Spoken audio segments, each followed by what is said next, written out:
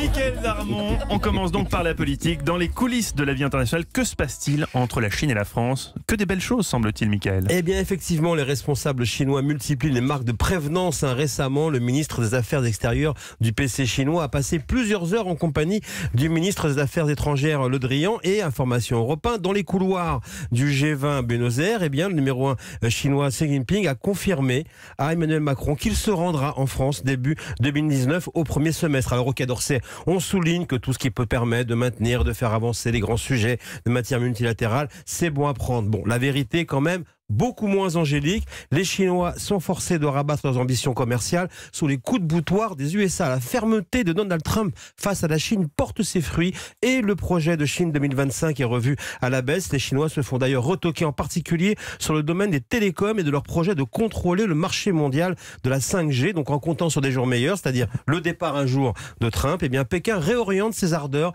vers l'Europe, moins en capacité de créer un rapport de force. Et ce que vous nous dites, c'est que le projet d'expansion planétaire chinois passe par la France et pas n'importe où. Et oui, la route de la soie passe par Marseille.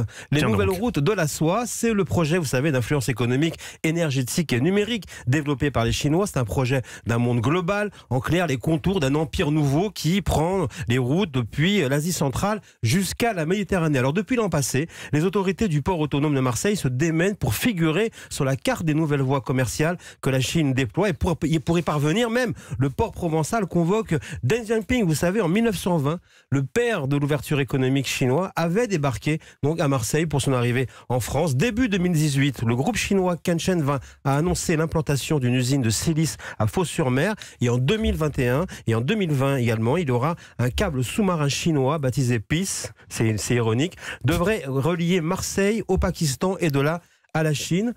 En France, au sommet de l'État, on est très attentif à ces routes de la soie en disant que c'est une conquête pacifique. Diagnostic un peu pragmatique, naïf ou résigné, on verra. Mais en vérité, donc, face à une Europe affaiblie, la Chine vraiment ne rencontre aucune résistance et il faut admettre que les routes de la soie dessinent un monde nouveau. Alors un monde vraiment nouveau celui-là. Aujourd'hui, une décision plus importante est prise à Astana au Kazakhstan. Eh ben, elle a plus de poids qu'à Rome ou à Madrid. Et effectivement, donc, le nouvel ordre planétaire passe donc par la Chine avec ce principe, encore une fois tiré donc d'un dirigeant chinois, pragmatisme chinois, peu importe que le chat soit blanc ou noir, pourvu qu'il attrape la souris.